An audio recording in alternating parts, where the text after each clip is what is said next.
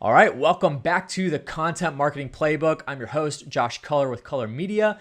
And in this episode today, we're going to be talking about landing page content. Now, what is a landing page? First of all, I am not going to go super deep into what a landing page is. If you do any kind of marketing for your business, you should know what this is. If you don't feel bad. Just head over to Google, type in what is a landing page, and you're good. So basically a landing page, just in a nutshell, is a one-page website that is specifically built to convert a customer. So maybe they came across your ad on Facebook, maybe they got an email from you or whatever, and they go to this website and it is literally one page. They can't click onto another page. And basically they're going to fill out a form, whatever information you want to capture for them. So a lot of my audience, your real estate investors, you want to capture their name, email, phone, property address, and maybe a couple other details, and they'll hit submit, and then it'll go to a thank you page that says thank you. We'll get in contact with you within 24 hours. And that's basically it. So that's what a landing page is. But we're going to talk about the content that needs to go on that landing page. I'm not going to go super deep into like the SEO side of things and optimizing it and that kind of thing. That's not my area of expertise, and I'm not going to pretend it is. But as for content, this will help with the actual conversion side, because what I tell customers when I work with them, I'm not just creating social media content for you. I'm creating content that is going to drive results. That's what matters. I'm not creating content for you to build a following of 100,000 subscribers or 100,000 followers. If that's your goal, then yes. But if that's not your goal is to close deals, then that's the purpose of the landing page, is to close deals, right? Get leads in the funnel so that you can market to them and close deals. So we're going to talk about this today. But before we get into it, if you haven't already, if you're listening on Spotify, Apple Podcasts, Spotify doesn't do that. Spotify, you need to start allowing people to leave reviews. But if you're listening on Apple Podcasts to this show, head over there after the show, not now, after the show. Leave me a 5-star review, some feedback. I love some feedback from you guys.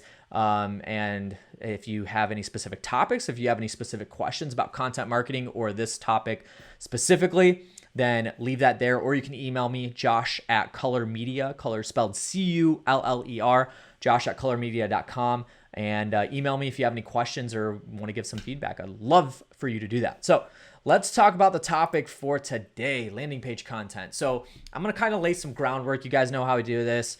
I'm going to lay some groundwork for the actual topic today, and then give you some actionable items that you can do in order to drive more conversion on your landing page, because that's, again, the purpose of the landing page is to get conversion. Get them to the bottom of that funnel, which is they actually pull the trigger, whether that's doing business with you, buying a product, going forward with a service, or whatever. So the first thing is, no matter what kind of content you put on this page, you have to make it informative and relevant to what they're actually expecting to be on the page. So let me give you an example. If you run a Facebook ad that says, "We'll buy your house," and somebody clicks on that ad, and then it takes them to a page that says something like, "Hey, interested in owner financing." That may be relevant to them, but it's not what they were expecting. And so therefore it kind of turns customers off. So you don't want to do that. If you push an ad out that says, "We'll buy your house," and they click on that ad and it takes them to the landing page should have somewhere on there, "Hey, we'll buy your house," and then the content is driven towards that statement. You want it to be very relevant. You want it to be informative. Informative means you're letting them know what is going to happen, after they fill out this web form, or why they're filling this web form out. And what services you provide, what pain points you can help alleviate for them, the solutions that you have. Then you have testimonials, which I'll get into all that here in just a second. But that's the information that you want to give them, and even possibly educate them on why they should sell a house to you as opposed to with a realtor, right? What are the differences? With a realtor, you got to pay closing costs. You got to do this, that, and the other. You got to make repairs. If you sell to an investor, it's as is. We'll buy as is. We buy cash. We don't go through a bank to get lending or anything like that. Hold on one second. So Nate Kavanagh, give me a second. Nate, comment. Okay, so we're on Instagram right now. So Nate, comment if that audio is better. If not, then I'll just pull the plug, because right now I've got a mic plugged in. So appreciate it, man. I'm gonna have to clip this out of I'll have to clip this out of the podcast, but that's cool. We want to make sure that we get good audio here. So Facebook Livers, I apologize, this streaming here, but Nate, comment and let me know if that audio is better. Appreciate it, man. But anyway, so let's go ahead and talk about the rest of that. So going into it being informative or being educational, you don't want the content on your landing page to be salesy. That's the purpose of the ad. That's the purpose of the ad, is to be salesy, is to allow them to understand what they're going to get into, the product, the service, or whatever. You want that to be, obviously I'm always against like being 100% salesy, but you want it to be more salesy than the landing page, because on the landing page, that's when you've got them, you've got their information now, and now you're able to deliver some value to them in some way, shape, or form. And so try not to be super salesy with the content that's on your landing page. So thanks, Nate. Appreciate it, brother. Okay, so let's talk about the layout. So the layout, this is a very interesting thing. This is something that I have learned and I've utilized. It works. That's all I can say is this works, and I don't know why.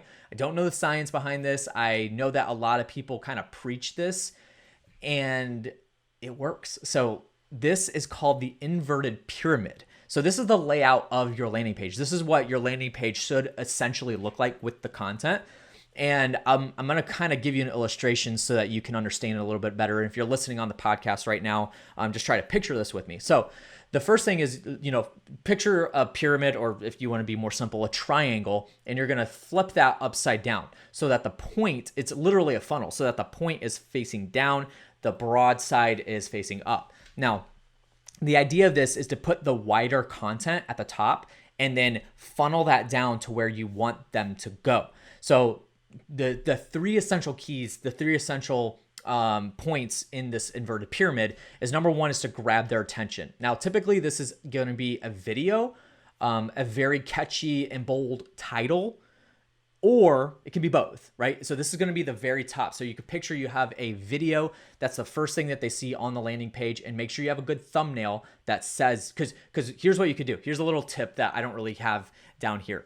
Here's what you can do is, when you're going to put a video on your landing page, have it on YouTube, but you can link that YouTube link to be the video on your landing page, but create a good thumbnail that has a good catchy title, and it's actually going to grab somebody's attention. And so therefore you won't actually have to put a text title on the landing page. So there's a little bit of a tip for you, but that's the first part of the inverted pyramid. The second thing is give some short details. Now, you don't want to get too wordy with this. You're looking at something that's more of like 2 sentences tops, and you're giving a brief explanation of what they're about to get themselves into. So, for instance, if you are a real estate investor and you're showing them the video, and they watch the video, and you're explaining what the process is of working with them, the next thing under that will be 2 or 3 sentences about what the next steps are. So you're going to fill out the form below. We're going to get in contact with you shortly. Or it could be about the pain points that you help solve. So if you're running an ad specifically towards probates, then you can actually, in that little subtitle, we'll call it a subtitle, the 2 or 3 sentences, you can give an explanation of what a probate is and then how you can actually help solve that, your solution, right? So then the last thing in the pyramid is the call to action. Now, this typically is going to be a button. So a blue button, something that sticks out, that is very, very obvious that you want them to click on this. And so you'll see, so the inverted pyramid is going to be the video or catchy title, short explanation of what you want them to do, a little less bold, and then the call to action is the point. So you're literally drawing their eyes downwards. And again, I don't know what the science is behind this. Somebody might know better than I do, but I've done it and it works beautifully. So I highly suggest it. That's the layout of what you want to do with the content on your landing page. So then the next thing is what content to use. This is a really good question, and this is going to be more geared towards video, obviously, because video is the dominating factor when it comes to marketing in general nowadays. And obviously video is the biggest thing in content marketing. And so you got to make sure that you're using it. But And if you want to understand how to make your own videos and create your own video content, go back to last week's episode, because that's like the only thing that we talked about was producing your own video content, right? So make sure you go do that. Shameless plug. So the first thing is the video, and the thing that I like to have people do on their landing page is explain the steps of working with them, and even the steps that are going to happen next. So maybe you take them through this funnel where they click on an ad that says, I'll buy your house. The video explains how you can buy the house and the solution you can solve for them, or the solution that you can give them in order to solve their problem. But then in that same video, explain the next step. So you're going to fill out the form below, and then that's going to take you you're going to click get started. You're going to fill out the form below, give us a little information about your property. And then once you hit submit, you'll see another video that's going to explain to you the process. And then in that next video, the process is we'll get in touch with you. We'll get a little bit more detail about the property. We'll come out to do a walkthrough of the property to see what's going down. We'll look at the roof. We'll look at the foundations. We'll look at, if there's any, mold or whatever. Like, you're going to give them that explanation and then let them know what the next steps in the process are. I really like this for landing page videos because you definitely want to keep it short and sweet. That's like 101 for landing page videos, so make sure you do that. But that's a good one. So next steps in the process, explaining the steps. Another type of video that you could really do, and you could even combine these two, is testimonial videos. Obviously, testimonials are marketing 101. You need to have testimonial videos on your landing page, and whether that be the actual video, or it could be a screenshot of a text that somebody sends you, an email or whatever. Like, you can get creative with your testimonials, create a graphic of it, and then put that on your landing page. And I've even seen a lot of landing pages that have a video up top, but then like underneath all this information, you might have the call to action spread out throughout the landing page. It's a long landing page. And throughout that page, you have testimonials spread out, and there may be just images and graphics and stuff like that. Quotes, create a quote card of maybe something a seller told you after you bought their house from them and got good feedback. So that's a big thing. So you should be using quotes as content on your landing page. I think that's a big leverage point. It'll give you some credibility, give you some authority, give you some trust. So make sure you're utilizing those. So the next thing, and this is, I'm not going to go into like the SEO part of it and the actual technicalities behind building out your landing page. But a big thing that I see is like a lot of people think a landing page is like their full website, and it's not. The reason being is because if you have extra navigation at the top of your landing page, then you have a very high chance of allowing your potential customer clicking off your landing page and never returning. So they go down a black hole and they get lost, and then they click off your website and they never fill out the landing page form. So you don't want to do that. Leave out any extra navigation. When I say navigation, I mean at the top it'll say home or about us, contact us, that kind of stuff. Leave all of that out on your landing page. There's only one purpose for the landing page, is to convert. You want it to do one thing and one thing only. And some people will say, yeah, but I want them to go learn more about us. Well, maybe the thing to do is have them fill out that web form and then redirect that to your website so they can learn more about you. But and again, that's why I'm so big on the videos. In that short video, you can give a brief explanation of who you are and what you do and that kind of thing. But this is again why content marketing is such a big thing, because content marketing, if somebody gets to your landing page and you have your brand up there and everything, they'll go search you if they really want to learn more about you, and your content marketing will be able to tell people who you are and what you do and give you that credibility. So that's a big thing. Next thing, like I said, create value with the information on the page. Make sure you're informing them on what they're doing. You could do that through video. You can do that through the text that's on your landing page. That's a really big piece that I think a lot of people miss out on. People, sometimes they can't watch a video. Sometimes they're, in church or they're in a meeting or something like that, and they want to go to your landing page and fill something out. I don't know how many times I've been in a meeting and I was funnel hacking something, and then all of a sudden a video auto plays and the volume's up. That's really annoying. And that can piss some people off and actually cause them to not go forward with filling out the form on your landing page. So text is something that's a very underrated piece of content. So make sure that you're using text properly on your landing page. Give some information. Don't write like 12 paragraphs of information.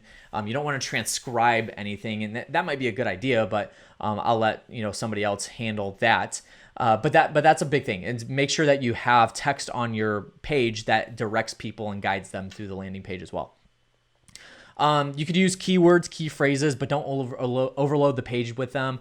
I have been told, this is something that, again, that I'm not really super big into, but I have been told that if you overload the landing page with all kinds of key phrases and keywords, that you can get penalized in the search rankings and whatnot. So again, I'm not gonna spend time on that. So let's talk about the video. This is the last part of the show here that I want to get into. I posted a graphic the other day on my social media, and it said, did you know, and this is a fact, this is an actual fact for you guys, but did you know including a video on your landing page can boost conversion rate by up to 80%? That is huge. Now, why? Is because people like video. People want to see video. Let me give you a for instance, right? So I'm building out a Shopify website, and I was messing around with it, and you can actually add apps to your Shopify website that gives it more functionality and allows you to do more things.